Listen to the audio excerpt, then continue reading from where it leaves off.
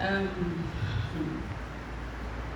Last semester we had a nice time, but the time was also short, so we decided to continue today. Time runs so fast, so we are here today. It's about transformed mind, and this project, the science of the mind.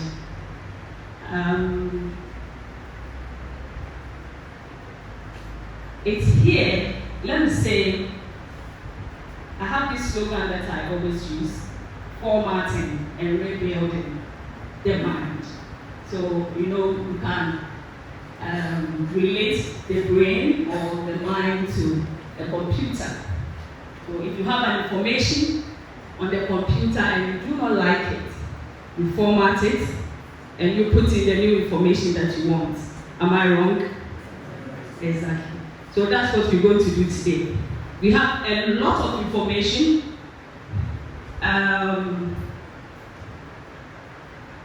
That are automatically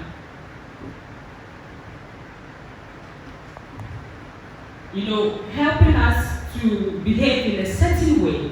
Then we get a result from that automatic action. Then we are like, hey, how did this result come about? How did this result come about? So how can God do this to me? How can God, you said you love me, so how can you do this to me? How can my life become like this? This person is going on so well, mine doesn't seem to go on so well. What is happening? So today we're going to talk about, maybe for the sake of those who were not here last time, I just want to touch on quickly 2-3 minutes, then we'll continue. We're going to touch on a part of our mind that plays a very vital role in our life. But as we said, if science will not go and research and bring us an information, we will never know. Right? Yeah. So now, we are fortunate to have someone or a psychologist who have been able to delve deeper into the human mind and know what exactly in our minds play what role, what role as human beings we play, what role as human beings we do not play, and how the ones we play inform the ones we do not play to give us something that we have given it. So that's exactly what we're going to talk about. It's about the mind. Most people relate the mind to the brain.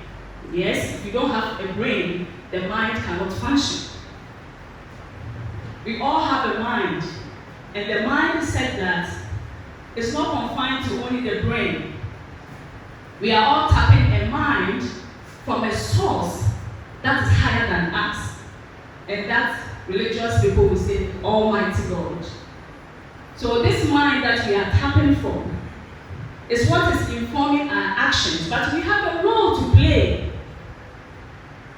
And humans do not have this deeper understanding of how the mind works. So because of that, our lives are lived in ways that sometimes brings misery and certain kind of challenges our way, and we end up blaming God why this is happening. So today, without much ado, I want us to just begin because we don't have much time. Okay, so the purpose for this meeting is to discover the infinite wisdom and power that you have within you to give you access to a wonderful new kind of information. So this is the information you are going to receive today.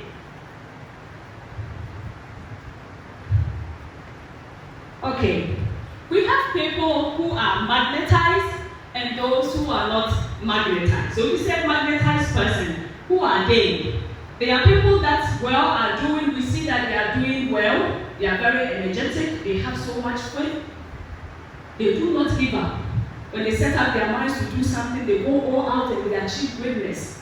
And those who are demagnetized, their faith is really very low, and anything they try to do is as if something is stopping them. They really want to, but the energy is not there.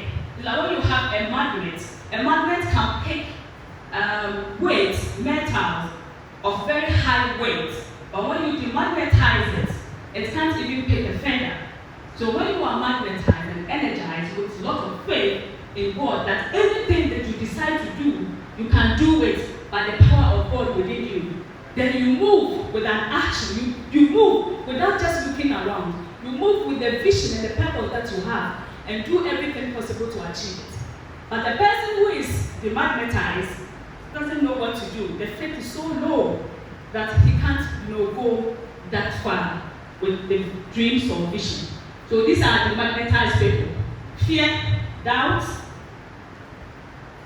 If an opportunity should come right now, then they start thinking all negative things.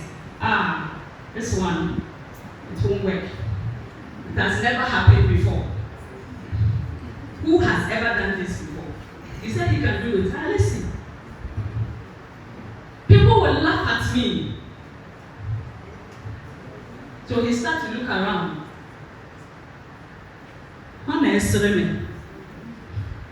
In the mind, it's playing tricks on you. Even though nobody is laughing at you, nobody is looking at you, but in your mind, you feel like people are looking at you and they are laughing at you and they are saying all sorts of things about you. So it's difficult for you to, accept yourself and do what you have to do. It's like you are not living you are living for people. Because of time, we have to run it over. Okay, so this is what happened. We have a mind. Everybody has one mind, but this mind works in two distinct ways, characteristics. We have a conscious mind and we have a subconscious mind. So which part of the mind that you play a major role in and which one you don't really play much in? So this conscious mind and the subconscious mind. Let's start with the conscious mind. We ended conscious mind last time. So let me just quickly go through it. A conscious mind can be related to a gardener. A gardener. So if you are a gardener here, you plant seeds on your soil. So you choose a good soil and you decide which seed you grow or you plant in the soil. So you decide as a conscious person the activities, the decisions that you take for your life. Then we talked about the conscious mind being the objective mind. Objective mind in the sense that it relates with the objective world. We have the five senses.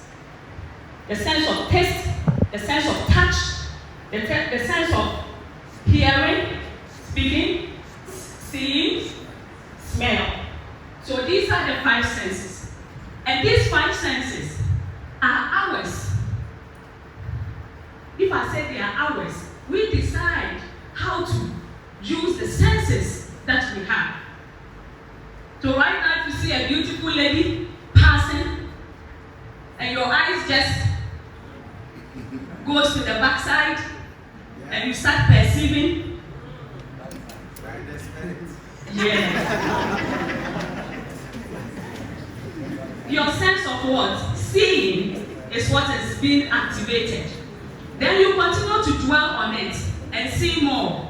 Then the mind starts giving more information because that is where you have concentrated your mind on. So it keeps going on and on. Then you realize that now certain hormones are being what? Discharged into your blood system. Then as it's being discharged, now an organ starts standing up. Then you are like, no, I have to chase this lady. So you see, it goes on like that and that. Then you go chase the lady. So either you get HIV or there's a pregnancy or something that you did not really plan for it.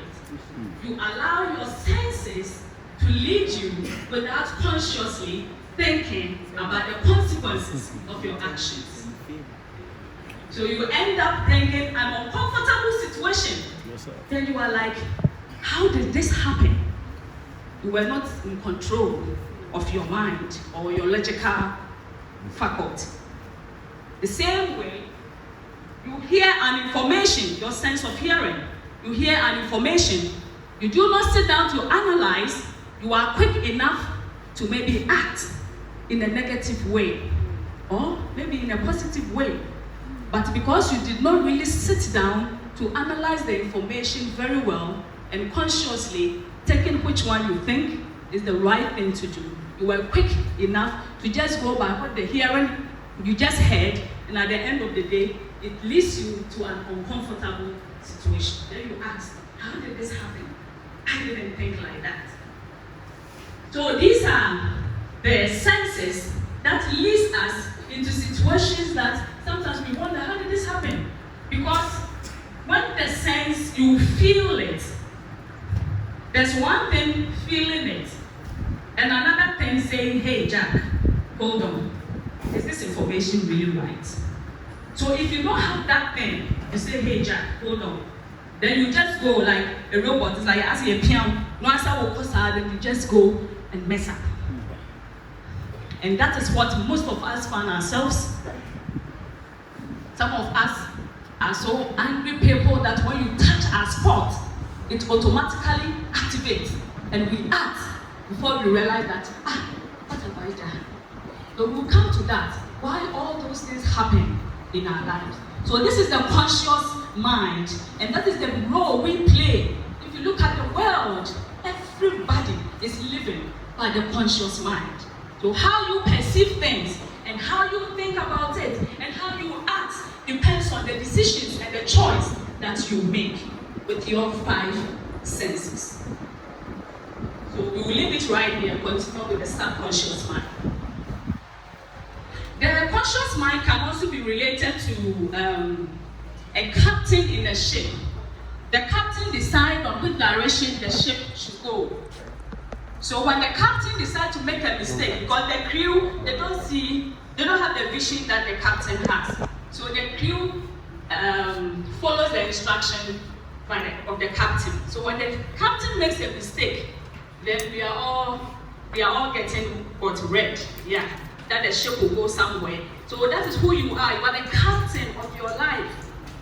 So you make decisions based on which information.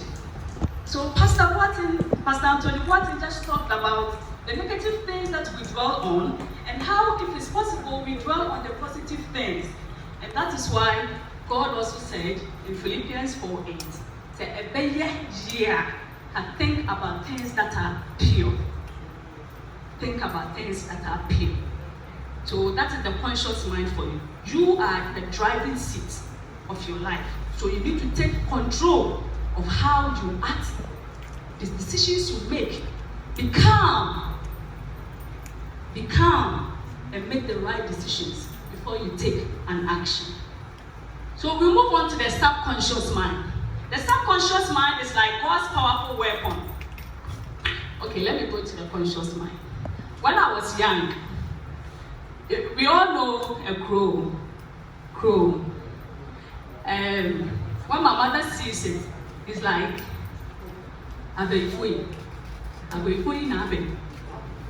so I grew up with the mentality that when you see a crow, landing. So you just have a way of looking at them, that they are coming. Then, as I continue to grow up, sometimes I have dreams about crows being, thrown at me in my dreams and all that. Up till now, I don't understand.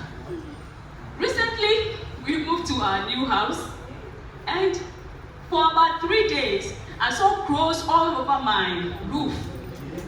The first day, I was really scared. Then the second day, I started thinking,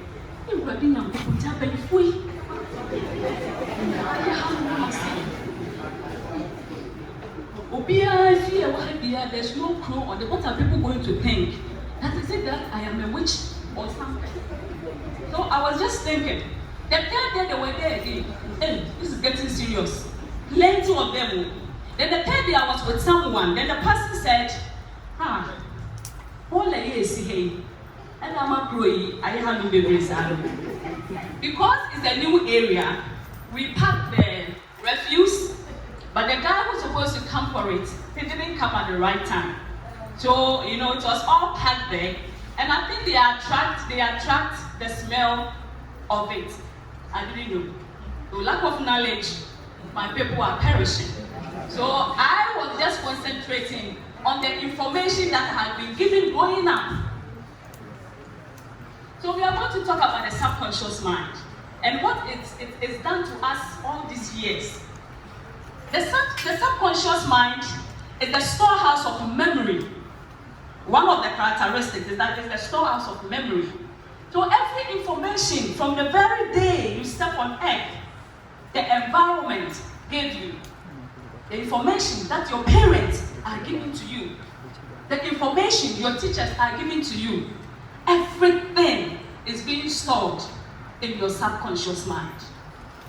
So if your parents are the calm type, you realize that they raise you in a very calm way. Because that is the information they have and they have given to you. So if you don't have something, you can't pass it on to the next generation. The religious sense, you say, spirit be, ena ababishinimu, ena oye sati, ena oye dey, oye no. That spirit comes in the form of maybe anger. So if your parents or your mother or father was the angry type, so right from the beginning of your birth, they be before now, they are exhibiting with you. That is the information that is being transferred to this child. So the child grows up, even though she doesn't know what anger is, but he's been formed in that way. So when something happens that he is supposed to act, an uncomfortable situation happens, that child is supposed to act based on that. It's the anger that comes to act in anger. Because that is the information that has been stored in the subconscious mind of this person. So it comes automatically. So if you are here, you are battling with a behavior, then go back to your roots and ask, where did I get this information, this behavior from? Is it from my mother? Is it from my father? From an auntie or grandmother I stayed with? Or from which environment did I pick this trait from? So now it has become a subconscious information that you need to now be conscious of. As I've told you now, then you'll be conscious of it. Then with consciousness, you now learn to take that information off your mind, formatting. Then you rebuild with a new set of information. So you can have a good relationship with people. But for anger, it will only separate you from people. But the least thing you do, you are exhibiting anger. Everybody pulls away from you. And when you do not build a good relationship, why wouldn't you blame God that He's not helping you? Because your help will come from human beings. So there are a lot of things we are doing wrong that we need to do right. So we have the subconscious mind. He said, imagine your subconscious mind as a bed of rich soil. The conscious mind was the gardener. He decided what to put on the soil. The subconscious mind is the soil. Whether you like it or not, weeds are always growing on the soil. How do we clear the weeds of the soil? So I'll relate the weeds to negative behavior. Because weeds, when you have the paper behind my head, aside occupying the soil, that's a good thing. Okay. So, how do you clear the weeds? If you do not clear the weeds, they will continue to grow. No matter what you do, only they put their clearly here and don't stand there and watch that maybe it's growing. So if it's coming, then you cut it short, So every day you are in the farm, making sure that the weeds are out of the way. If you leave it, it grows. It takes over. The ones that you have put there becomes minute, and that becomes the dominant. So every time the negative action first takes the lead. So the subconscious mind, which everybody has a mind here, is the fertile soil. And this soil needs to grow the kind of seeds that you want. And you need to nurture it consciously, consistently, choosing the right information for yourself. Because the moment you leave it, the weeds will take over. That is why it's easy for us to have negative minded people. It's not their fault. They are not having control of their minds. So it just comes in like that. But when you are conscious of yourself, then you make a conscious decision. And you live by that conscious decision. with time, you see your weeds are being what? Being cleared. If you sow thorns, you will not reap grapes. So if you are making the wrong decisions, you don't expect God to give you something positive. You will not like what you get, because that is the seed you sowed. So we need to be conscious of what we sow. If we are sowing pepper, you will reap pepper, you will not reap grapes. Every thought is a cause, and every condition is an action, as I've already said. So the thought that you are thinking is a cause that you are putting or offering into the universe.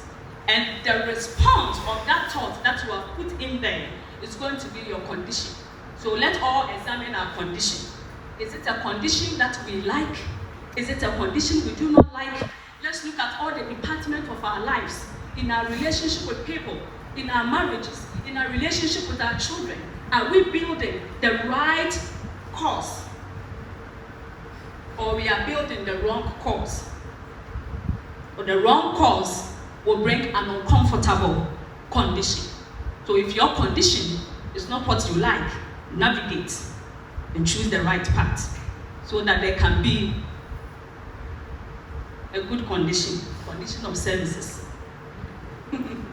So your thoughts, your feelings, and your visualized imagery are the organizing principles of your experience. Aside you deciding, there's another thing that is powerful. It says if you see it in your mind's eye, you can easily what? You can easily have it done. That is the most powerful thing.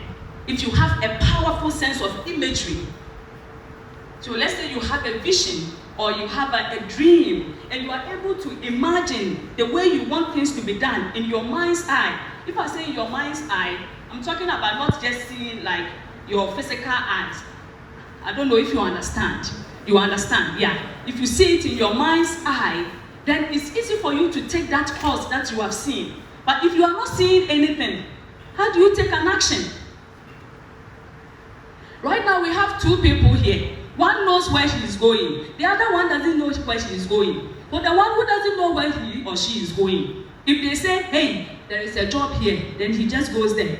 And have you heard the other one? Then he is running there. But he doesn't seem to know his whereabouts.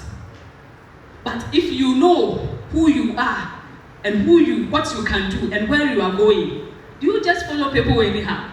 You don't, because you have a course that you are following, and that is the dream. I want to be a pastor. So because of that, I've come to the theology school to help my knowledge, enhance my knowledge, so I can be able to deliver.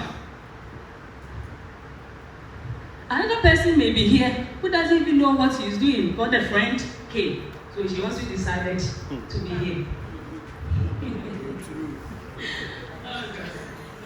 So this is the reason it is so essential that you take charge of your thoughts. In that way, you can bring forth only desirable conditions. Isaiah 26:3 says, he said, you will keep in a perfect place for those minds, those whose minds are steadfast, because you trust in me. So it's not just about trusting God. You are trusting God with what? What do you have? What do you want to do? That you are trusting God that He will help you do it. That is what you should think about. God, who am I? You created me here for what particular purpose? Am I living that purpose? When you ask yourself those questions, the answers will start coming. The how, who am I? Why am I here? What can I do? What is my purpose in life? The moment you start asking these questions, then you are ready to live who you are, but not living what the public is giving you. Okay. So you do not need to acquire this subconscious mind because it is already in your mind. You carry it every day, and that is the last place you will find it. So many people are going to mountains, they are going so many places looking for answers to their problems. But they don't know that the answer is just with them. You are a nation, a royal priesthood, fearfully and wonderfully made. Every information is inside of you. It's not outside of you. So ask inside questions. Ask within you. Start to use your intuition to ask questions. The answers will come to you. You don't have to chase anything out there.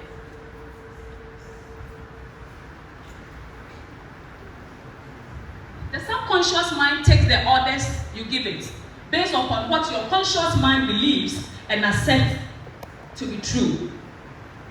Believes and accepts to be true. So you believe, let's say growing up, you believe that Bemade, with me from Adobe, at Obadiah, we have the abomination. So that is the mindset we've been. The society somehow has given us this information, but I don't even remember who actually said it in my ears.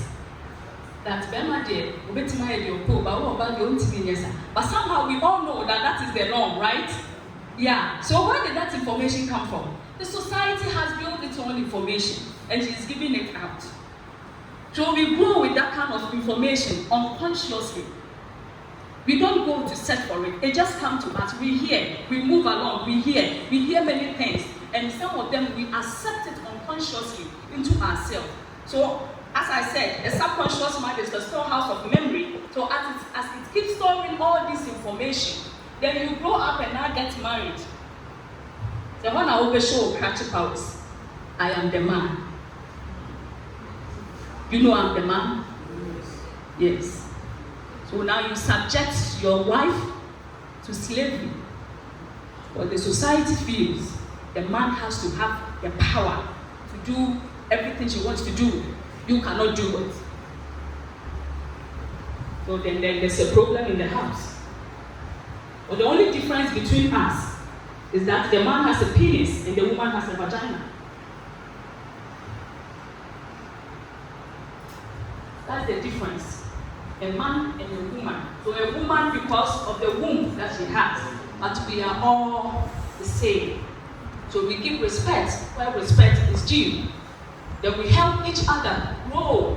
For God do not see a man in a woman. God see, I created man in my own image and likeness. So when you give respect, respect is earned. It will be given back to you. So we know that a man is a man, the society tells us. And God also says that when you love, you get your respect. So it's complementary. So don't let us not put our women. If my husband should do this to me, I will not be here to educate you as I'm doing. Or I can't be the woman that I have to be. Yes. It does not question the orders or the basis on which they are given.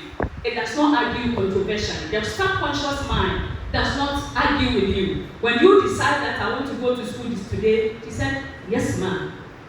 You take your decision. You take your action. You have it done. You will not contradict the orders. So if you make the wrong orders, the same way you will not contradict your orders. So you see, God has given us something beautiful. If man had not disobeyed, and that disobedience is now becoming something else and bringing negative conditions into our life, and man decides to go the positive way all the time, God will make this place a beautiful place for us all. That is the beauty. He wanted to start from the beginning until man fell. And man is continuing to fall because we do not know how powerful he has made us. So it's like a bed of soil that accepts any kind of seed, good or bad. That's the subconscious mind. It's inside of you. If you say bad, he will do it for you. If you say good, he will do it for you because the will is in our hands. Remember, your subconscious mind does not engage in proving whether a decision or a thought is good or bad. It responds according to the nature of your thoughts. So the thoughts you are offering is what it responds to you. If you consciously assume that something is true, like I gave an example with the man and the woman, that the man is the most powerful and you have to, the woman has to be a slave and all that. So the society has made us accept this. as true. So once your mind has accepted it as true, even though it is a false information, you will live your life according to that false information, and you get a response to it. It controls all the vital organs of your body and knows all the answers to your problems. You play your part and it also plays its part. The subconscious mind is always working for you. It doesn't sleep nor slumber. You remember the Bible? He said, I don't sleep, I don't slumber. Please let me just look. So look at this information. Yours is the senses that you need to make a decision and a choice to bring the right condition into your life. The subconscious mind controls all these vital organs. So as you are sitting here, your source of life that is giving you a heart pumping every day, you don't have control over. Kidneys are working. You have no idea how it is taking place. Your intestines, your kidneys, your liver, every vital organ in your body, they are working consistently 24/7. You have no idea what is going on inside. That is the power of the subconscious mind. God's powerful weapon that is inside you and controlling all these vital organs that you have here.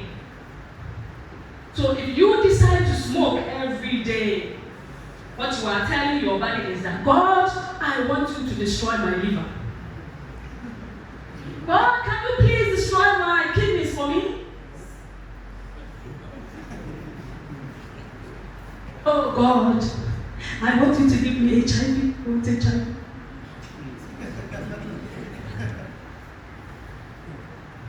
So all the negative actions, calls that you take, you are calling for something in return. So what are you calling for? We all have our weaknesses and we know it. So what I'm saying is, this, you are not controlling yourself. Yours is to make a decision and the rest is done for you. So if you make the right decisions, hooray. You have life and have it more abundantly. He says, I will give you life and give you more abundantly. Why? Because he expects you to take the right decisions. So if you take the wrong decisions, then I will give you death and give you more abundantly.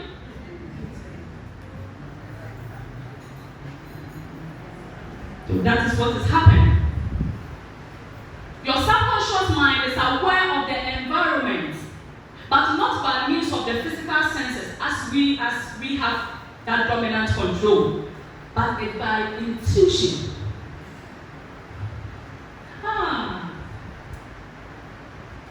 Bibi catch me say, Mommy will.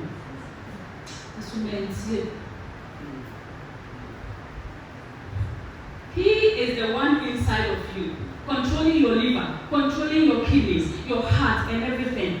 And he gives you a prompt from within you. And this thing you are going to do will not help you. But because you are so into the negative, that voice alone, and you swear the mom said you didn't take note of. So you need to follow a pattern. As you make decisions and something prompts you, you took the wrong decision, then now you were aware. I'm in your way. The next time, there's another signal inside of you. Then you disobey. Some people catching you, and I'm minded. That Diana, catch that one. How does it feel? You need to be very conscious of how that feeling is. I have two feelings in my heart. When there is danger, it's a different feeling. And when there is a message, for me, it's a different feeling. And I've grown to notice how these feelings are. So I know when I'm being sent to do something, to pray. And I know when there is something bad happening. I may not know what that is. Initially, I didn't know. But with time, I followed a pattern. And now I do what I have to do. So as human beings, every country has its security. Your security is your intuition. It tells you what to do and what not to do. What is coming and what you need when you are still sleeping. When you are sleeping, a door, something is knocking at your door. I see someone is knocking. You wake up, there's no one knocking, and you are still there, sleeping. Your security is telling you that the Afghanistans are coming, and you are still sleeping. It is a state of your emotions and a storehouse of memory, which we have already talked about. So the law of action and reaction is universal. You give, you take. Till the end, I'm going to what took walk or walk, and start there, and the end to walk. Your thought is action, and the reaction is the automatic response of your subconscious mind that responds to the nature of your thought. Okay? Okay, this is an illustration I made. Maybe if you have the slides, you can go through it. Applying the principle. There are principles that you need to follow. So the subconscious mind has its principles. My God. Oh my God. Yeah, let's have a next step. Next step is that. Okay. Okay. So I think I will end here by saying the subconscious mind has principles that it follows. Every field of endeavor that you need to take, you have to learn the principles that goes with that field. So if you want to use electricity, you know the principle that goes with electricity. In chemistry, we said 2 atoms of hydrogen atoms and 1 oxygen forms water. It's a principle. Whether US, China, Ghana, you can never change that principle.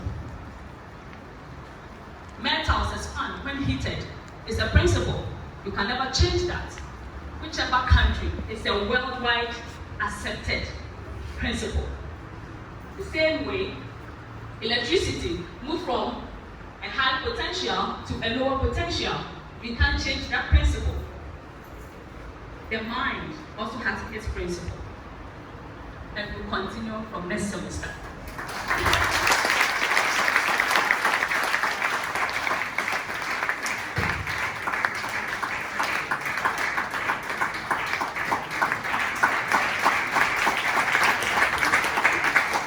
Thank you very much, madam.